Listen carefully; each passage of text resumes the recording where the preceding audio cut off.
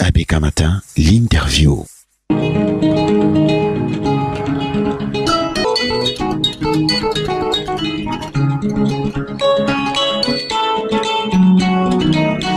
Docteur Serra-Ebon, bonjour et bienvenue sur ABK Matin. Merci, bonjour à vous.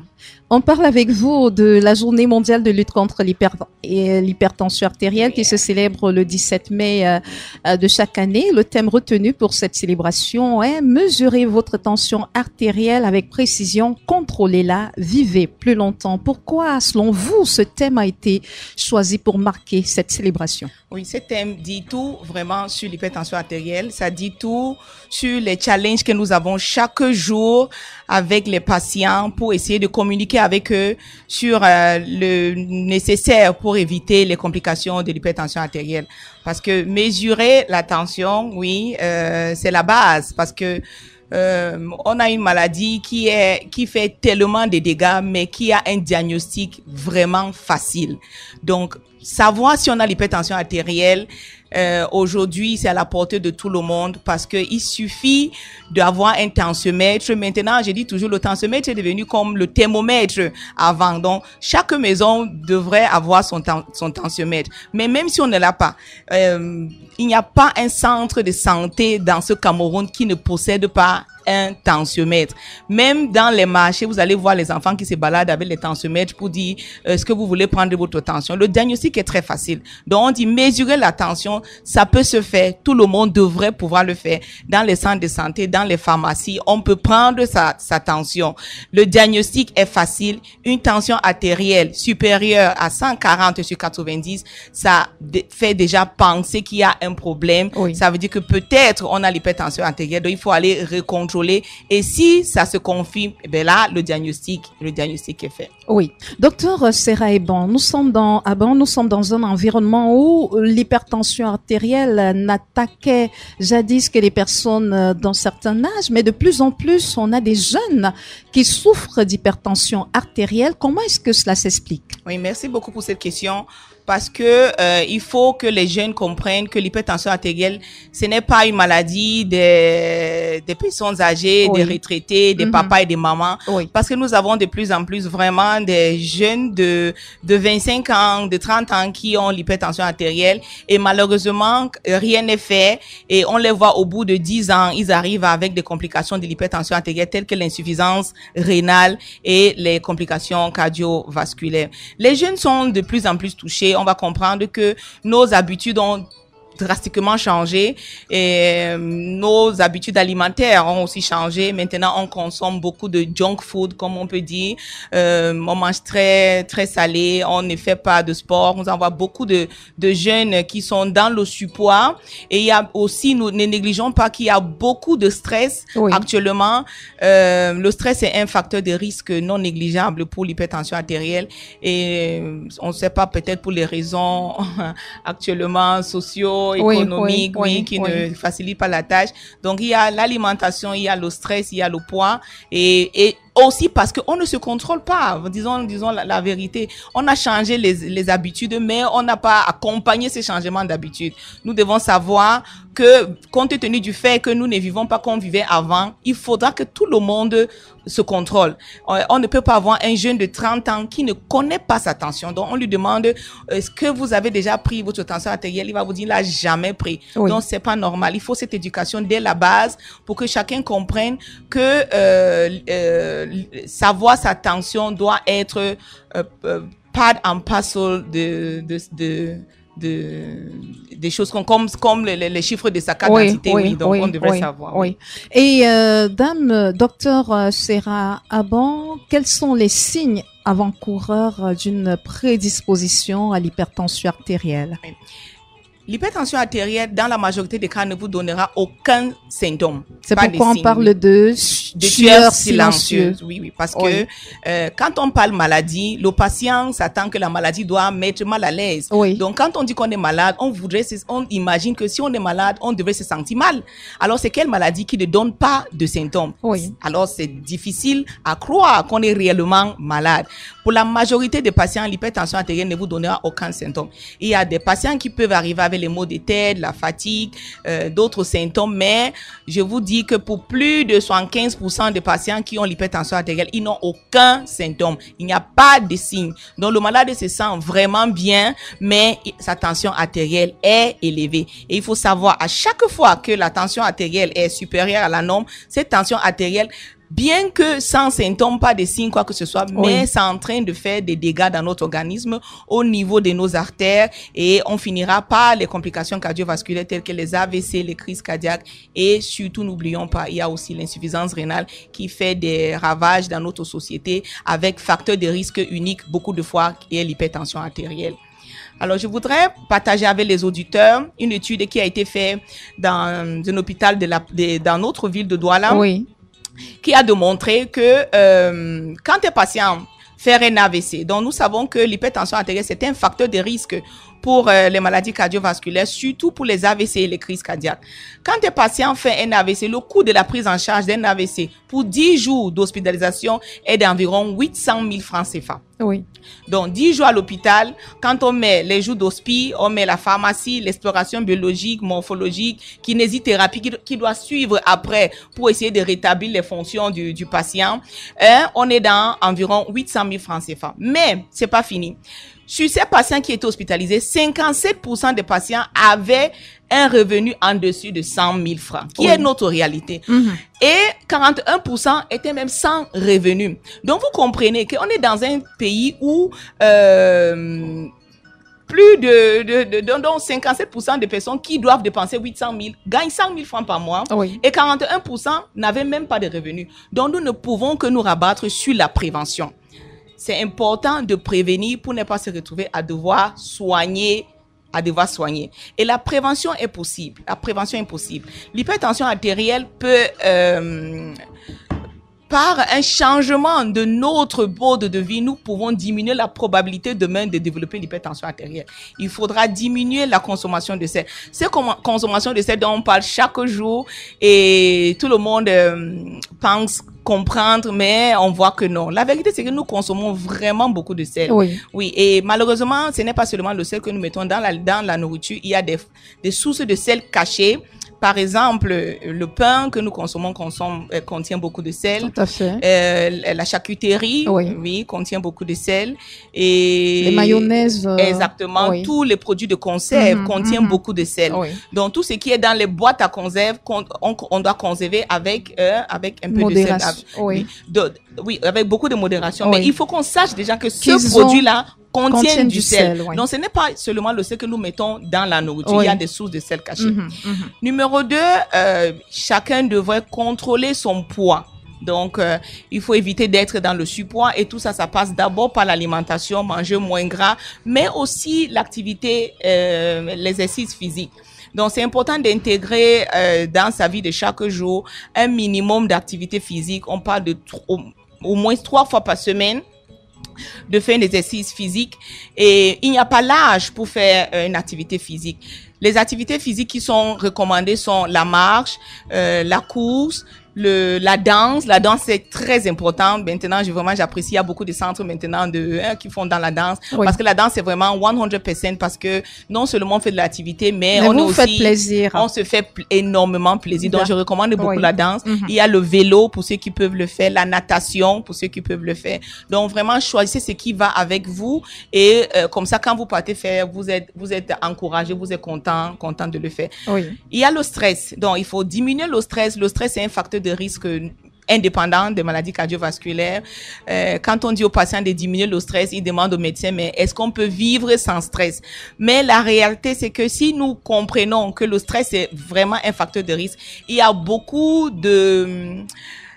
on dit quoi, des problèmes qu'on va pas acheter. Oui, on dit oui, quartier. on va évacuer, oui. Oui. On Donc, va... il y a beaucoup de choses qu'on va laisser couler, on va Oui. pas s'accrocher parce que sachant que ces choses-là vraiment peuvent augmenter notre profil de risque cardiovasculaire. Oui. Alors, comme on a dit, nous sommes dans le mois de mai. Le mois de mai, le 17 mai, c'est un jour important pour nous les cardiologues et ça devait l'être aussi pour nous tous les Camerounais.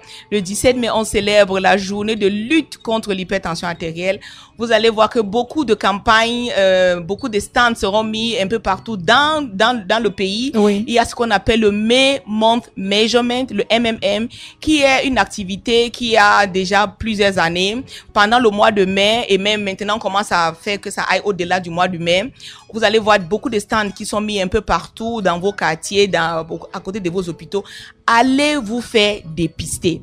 Il n'y a pas deux manières de savoir si on a l'hypertension artérielle. Il faudra aller prendre sa tension artérielle.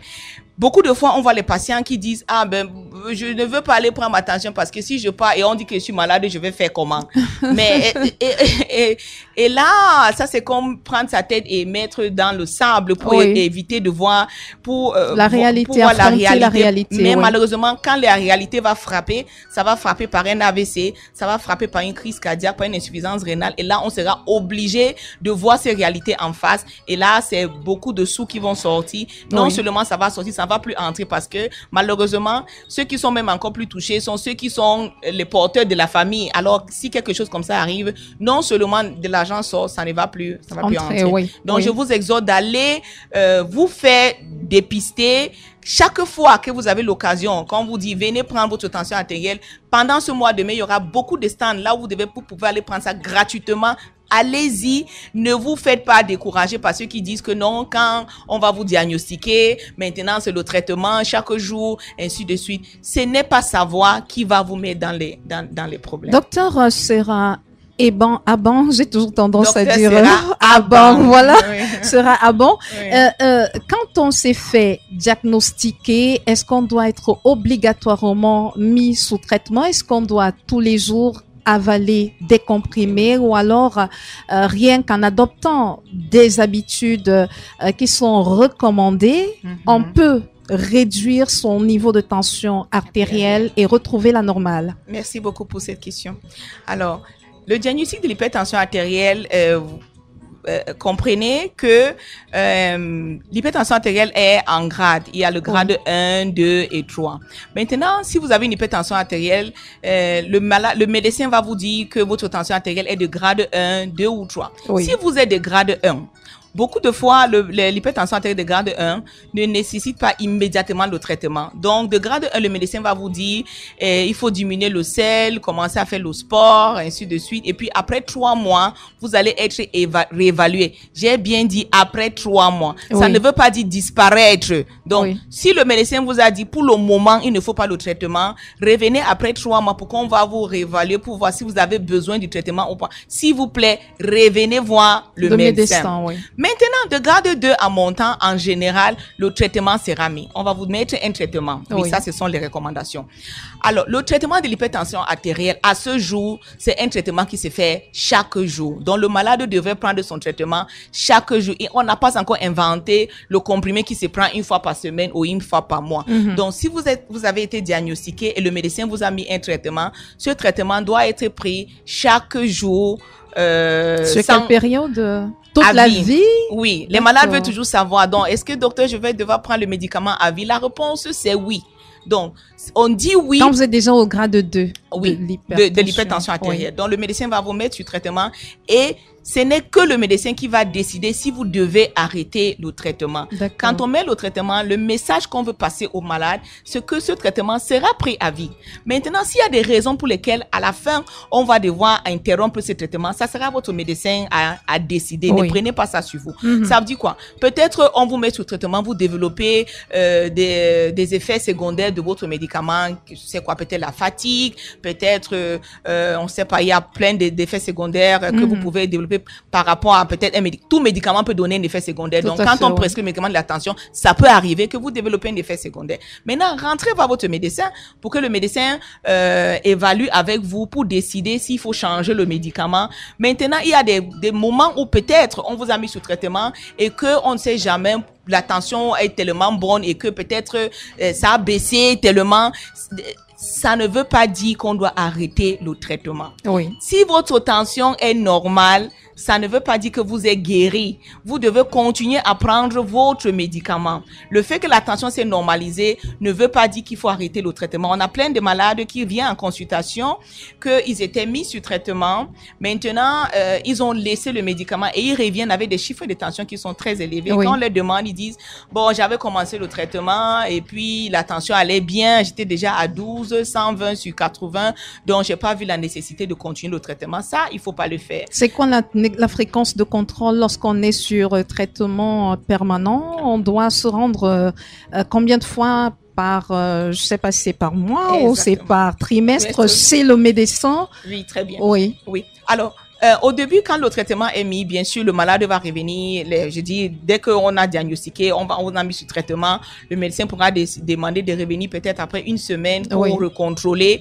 Et après, maintenant, un mois pour recontrôler. Mais pour les patients qui sont déjà stables, donc disons, vous avez déjà une tension artérielle qui est bonne sur votre traitement, on a les patients qui viennent voir le médecin une fois chaque 3 mois, quand vous êtes déjà bien stable. Donc, ça ne veut pas dire vous allez, c'est la vie de l'hôpital, non. Donc, prenez votre médicament. Votre médecin va vous dire à quelle fréquence vous devez revenir pour le contrôle, en considérant comment est-ce qu'il vous a trouvé à la dernière visite. Docteur Sera Aban, lorsqu'on veut prendre sa tension artérielle à la maison, comment est-ce qu'on doit le faire? C'est tous les jours, c'est 3 fois par semaine, c'est quelle fréquence aussi? Déjà, c'est une bonne chose que de plus en plus, on voit des patients qui ont leur propre tensiomètre. Oui. Ça, c'est très bien. Et bien que la prise de la tension semble banale, il y a des mesures à adopter quand on veut prendre la tension pour être sûr que, vu qu'on parle d'un diagnostic, si on le fait mal, on aura les mauvais chiffres, on aura les mauvaises données et une mauvaise interprétation.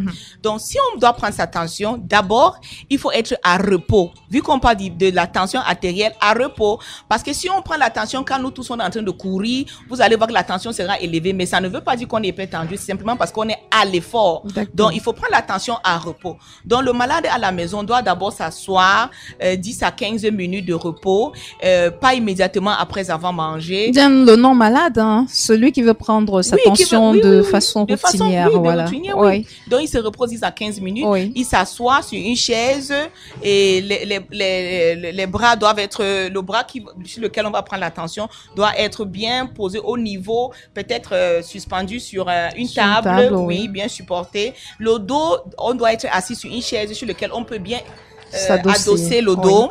Et maintenant, le bras au niveau du cœur est bien relax, on prend la tension. OK? Alors, il faudra normalement une première fois, on relève ce que l'appareil a dit.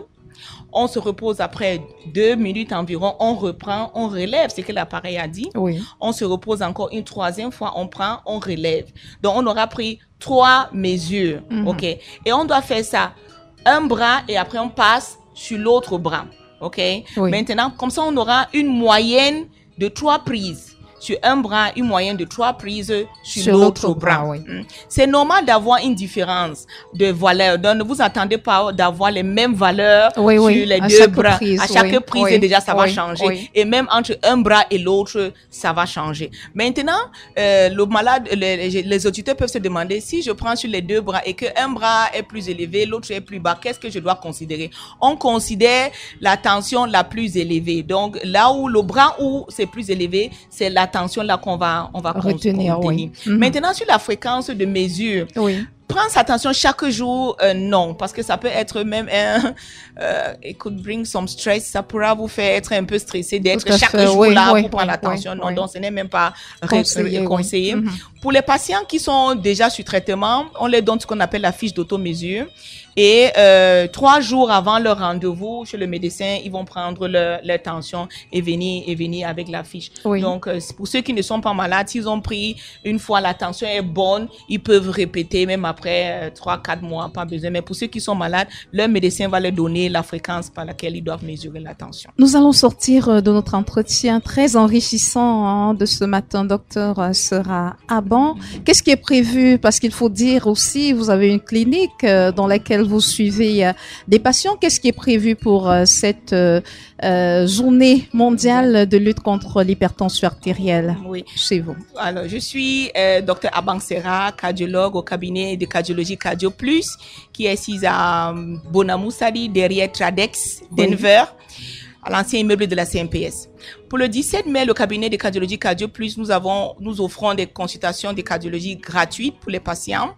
Vous pouvez aller sur notre page Facebook Cardio Plus, cabinet de cardiologie Cardio Plus. Il y a un link, vous remplissez et puis vous êtes automatiquement réservé, réservé pour une consultation gratuite au cabinet.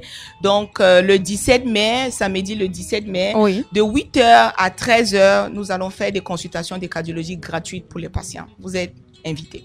Merci, docteur Sera Aban, d'avoir édifié nos nombreux auditeurs sur les risques liés à la non prise en compte ou alors au non contrôle de son hypertension artérielle régulière. Exactement. On se rend bien compte que chaque Camerounais étant malade, potentiel malade d'hypertension. Je crois que je viendrai dans votre cabinet pour bénéficier justement de cette cette campagne. Oui, exactement, le 17 mai. Oui, et s'il vous plaît, par rapport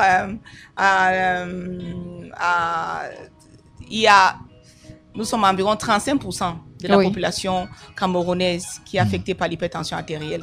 Donc, vous comprenez que la majorité de ces patients ne savent pas qu'ils sont atteints, ils sont malades. Donc, il faudra se faire dépister. Merci, docteur Sera. Merci. Aban. Docteur Sera Aban est donc médecin cardiologue. Elle était l'invitée de Sidonie Fikak ce matin. N'oubliez pas, 17 mai, journée mondiale de lutte contre l'hypertension artérielle.